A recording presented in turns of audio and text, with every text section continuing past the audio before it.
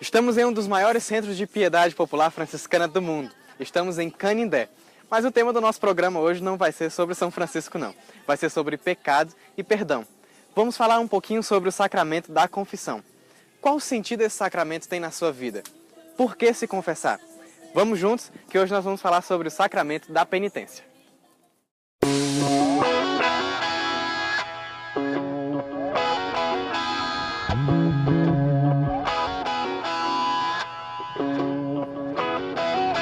Manifestou o Pai a sua misericórdia, reconciliando o mundo consigo em Cristo, pacificando pelo sangue de sua cruz todas as coisas, tanto as da terra quanto as do céu.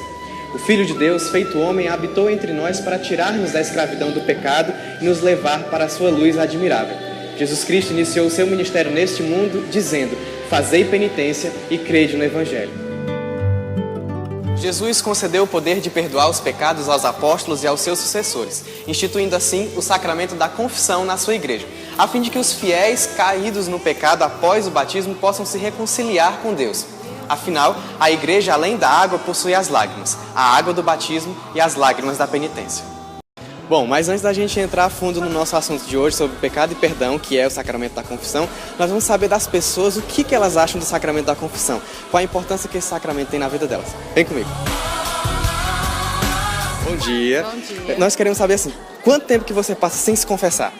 Geralmente eu passo 1 ano, porque aqui a gente faz as confissões anual, principalmente para a Semana Santa, que é o ponto mais forte que tem na Igreja Católica. Quer dizer que você leva a sério mesmo o mandamento da igreja que diz confessar-se ao menos uma vez por ano? Sim, levo sim. E qual o valor que o sacramento tem na tua vida? Eu acho que é uma renovação, né? Vida nova, a partir daquele momento em que você precisa do perdão de Deus. E ali você começa uma nova vida. Tá bom, muito obrigado. Parabéns.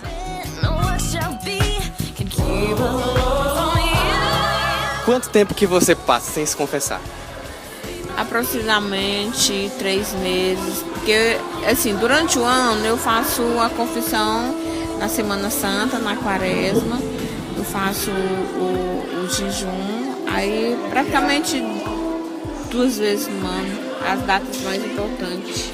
E ele é importante na tua vida? Quando você se confessa, você se sente assim, renovada? Sim, me sinto. Até porque eu fico de bem comigo mesma, né? Assim, a confissão comunitária é uma coisa, a individual é outra, né? A comunitária quase todo final de semana a gente faz, mas a individual é até mesmo, assim, um bem-estar com você mesma.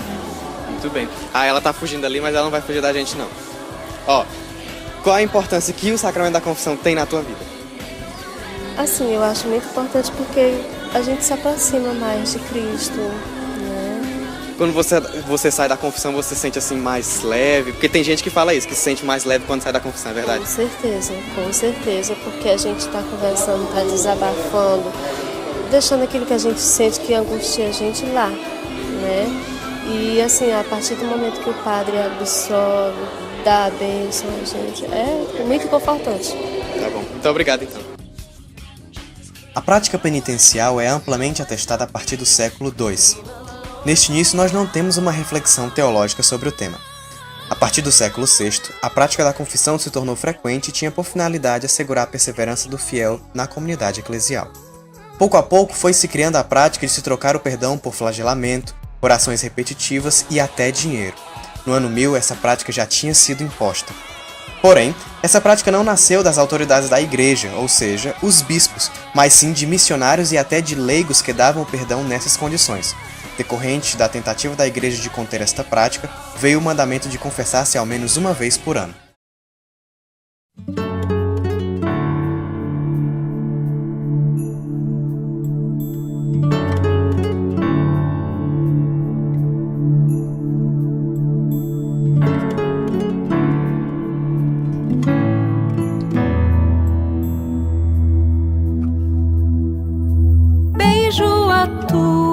Paixão que me liberta das minhas. No início, a confissão tinha caráter público. A pessoa deveria fazer a sua autoacusação diante de toda a comunidade. Por causa do constrangimento, as pessoas foram adiando a confissão para o final da vida, na velhice ou já no leito de morte. Depois, foi se dando maior importância à confissão privada, a chamada confissão auricular. Beijo Agora nós vamos falar de algo muito importante, que é o rito do sacramento da penitência. Algo que passa despercebido porque nós não sabemos como este oficialmente se dá. É o seguinte, o sacramento da penitência inicia-se com a acolhida do penitente. Nesse momento, o sacerdote acolhe o penitente com amor fraterno e, se for o caso, o saudará cordialmente. Em seguida, faz o sinal da cruz dizendo, em nome do Pai, e do Filho, e do Espírito Santo. Amém. Logo em seguida, vem a leitura da Palavra de Deus. Neste momento, o sacerdote, ou se for oportuno o próprio penitente, lê um texto da Sagrada Escritura. Essa é uma parte do rito muito importante, pois através da leitura da Palavra de Deus, o penitente vai cada vez mais entrando na mística do sacramento que o chama à conversão. Esta palavra ilumina o fiel para o reconhecimento de seus pecados e leva-o a confiar na misericórdia de Deus. Logo depois, vem a confissão dos pecados e a aceitação da satisfação. O penitente confessa seus pecados. O sacerdote ajuda-o a fazer uma confissão íntegra, exorta-o a um sincero arrependimento das ofensas a Deus e, finalmente, com oportunos conselhos, ajuda-o a recomeçar uma vida nova. Em seguida, vem a aceitação da satisfação, que é as atitudes que o penitente deverá realizar em expiação às suas faltas e também o que lhe ajudará como remédio para as suas fraquezas e construção de uma vida nova. A satisfação deve corresponder tanto quanto possível à gravidade e à natureza do pecado cometido. A satisfação põe em evidência o aspecto social do pecado e do perdão. Vale lembrar que existe ainda uma confissão comunitária, mas essa confissão só pode ser feita em perigo iminente de morte. Por exemplo, se vier um tsunami capaz de destruir uma cidade, ou quem sabe um terremoto, ou uma outra catástrofe capaz de matar muita gente. Daí, se a comunidade tiver possibilidade de se reunir, o sacerdote dá absolvição a toda aquela comunidade reunida.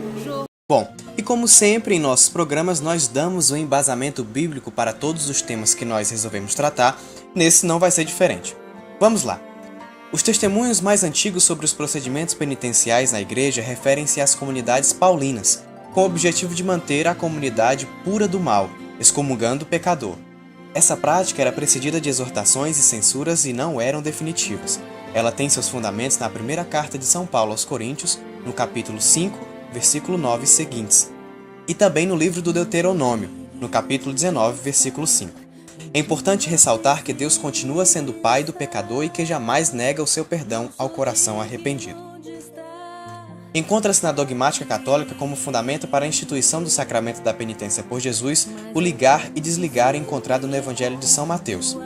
Eu te darei as chaves do reino dos céus, e tudo o que ligares na terra será ligado nos céus, e tudo o que desligares na terra será desligado nos céus. Como também o perdoar e o reter, encontrado no Evangelho de São João.